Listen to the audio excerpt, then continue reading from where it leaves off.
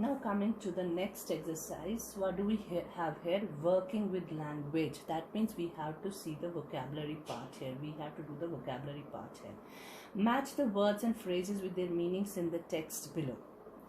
Some words have been given here and then there is a help box. We have to match these words with the meanings given here. So first word is homesick. We can see this word is present in paragraph 3, but then we have already done this exercise and we know the meaning of these words. We don't have to go to the text again. So homesick means wanting to be home. When somebody is away from home for some time, the person misses his home. So that is called being homesick. Practically, according to the fourth paragraph, the meaning of this is almost. Otherwise, these words have got different other different meanings also. But here we have the meaning is almost. It pains me. It hurts me. Appreciate. To understand the difficulties. Here it means to realize the difficulties, to know, to understand the difficulties. Thoughtless, not very caring. Exercise. So according to paragraph 11, this word means test the strength of their willpower here. Relief, a welcome change, and ghastly is terrible, something which is very bad. Now reword these lines from the story. These are some words or these are some sentences from the story. Let's see if we can use different words for some words in the sentences here. I had heard a great deal about Miss Beam's school. So which word can we change here? We can change this phrase here, a great deal. So we can use I had heard a lot about Miss Beam's school. Instead of a great deal, we can use a lot about. Miss Beam was all that I had expected. Middle-aged, full of authority. Miss Beam was all that I had thought. Instead of expected, we can use I had thought. Middle-aged and full of authority. Very stern and very strict lady. I went to the window which overlooked a large garden. I went to the window which opened into a large garden. So overlooked, instead of overlooked, we can use opened into a large garden. We cannot bandage the children's mouth, so they really have to exercise their willpower. Again, we can use to test their willpower. So this was it. Now next, given below is a page from a dictionary. Look at it carefully and see this is just one of the pages from the dictionary, starting from TE and then ending at TH. So what do we have to do with these words? Find a word which means the same as ghastly. Write down the word and its two meanings. So we have to find the word which means ghastly, very bad here. So here it can be terribly. The meaning has not been given, but then you can find the meaning from this word terrible, because it is adverb of this word terrible.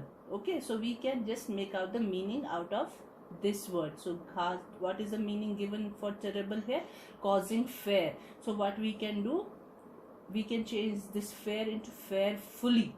Okay, another is very bad, so we can use badly. Terribly, badly, or ghastly, badly. So we have to use the same meaning as the word. Like ghastly is an adverb, so we have to use adverb for that word again. So one can be terribly and another can be fearfully, and the two meanings of these words are fearfully and badly. Now next is find a word meaning a part of the school year. What do we call that part of the year? School year, which is just we are ending that kind, that is term. So when you have first term exam, that means you will be first part of your this session will be over when we have first term exams in September. So that would be your term. One part of the session would be over, so one term of the session would be over.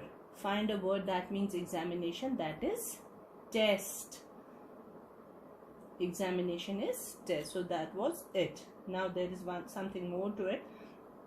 Now make lists of all the words on the page plus any more that you can think of that begin with TERR. You don't need to write all this, so leave it at the book only. So we don't need to write all this on the notebook, but what you can write plus any more that you can think of. All the words on the page, they are already given on the book.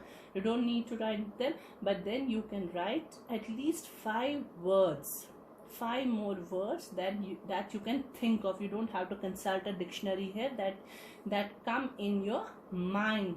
So that begin with TERR. Any 5 words that begin with TERR.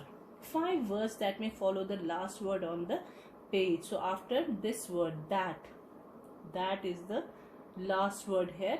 So any 5 words coming in the dictionary after this. For this you can consult the dictionary. Write down your own meaning of the word thank, your own, whatever comes in your mind. So write the meaning of this word thank, then write the meaning given in the dictionary, then write the meaning that is given in the dictionary, and then you have to tally those 2 meanings, what you wrote and what is there in the dictionary. Now next exercise, a poem for you to read. This is just for reading purposes, but it has got a very good meaning. All but blind. All but blind in his chambered hole, gropes for worms the 4-clawed mole. So this is about the mole, because mole is a mouse-like animal, mouse-like, coming from the same family, but then they don't come out during the day, they come out during night. When it's evening, they start coming out, and they are blind. So what happens? All but blind in his chambered hole. They live in holes, they live in burrows, and it is chambered. There are different sections of that hole. We can say sections, like we make different rooms, so they also dig up that hole and make different sections in it. So what happens, what does it do there? Gropes for worms. It is always looking for worms in that darkness. ये यहाँ वहाँ ढूंढता रहता हमेशा worms को, ताकि वो खाए. Those worms are its food. So this is one blind animal, mole. So he is blind by nature.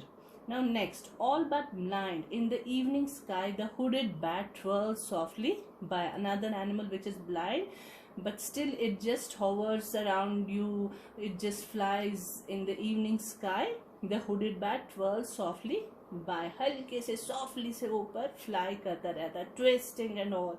So it is another animal which is blind by nature. Now third, all but blind in the burning day, the barn owl blunders on her way. One more animal जो बस blind होने की वजह से गलतियां करता रहता, कभी इधर कभी उधर, उसको क्योंकि नजर नहीं आता, so it keeps on falling and making all those blunders while making its way in that barn. Barn is a shed like thing. It always hides in those rooms where there is no movement of anybody. So these owls just live there during the day. Now all these animals are blind by nature, but see the last stanza. And blind as are these 3 to me. जितने ये मेरे लिए blind हैं, अंधे हैं. So blind to someone I must be. So I can also be blind for someone. How can we be blind for someone? Because we keep on making mistakes. And दूसरा सोचता है इसलिए तो अक्ल का अंधा. This is what? अक्ल का अंधा होना. It is not the being blind by nature. It is being blind even after seeing, even after being having vision and all, but still we keep a blind eye to something which we do, which does not suit us. जो हमको पसंद नहीं होता, हम उसको अनदेखा करते हैं. So this is what, when somebody finds that out about us, so we are blind to those people. Similarly, others are blind to us, like if they avoid something या फिर वो कुछ ऐसी गलतियां बार बार करते हैं, so we consider them as blind, जिसको हम अक्ल का अंधा, अनदेखा करना. So this is it. These animals are blind by nature, but then people can be blind when they overlook something deliberately, when they commit mistakes deliberately and they do not correct them. So we call them blind, जिनको हम अक्ल के अंधे बोलते हैं. And this beautiful poem was written, composed by Walter de la Mare. So this was all in the exercises, speaking and writing. Make a short list of things you find difficult to do. For example, this. Then comparing. Now know your country, which states border Andhra Pradesh, which is India's largest island. Find these out, though the answers are there in the poem. So this was it, children, about section A of unit 5. Thank you.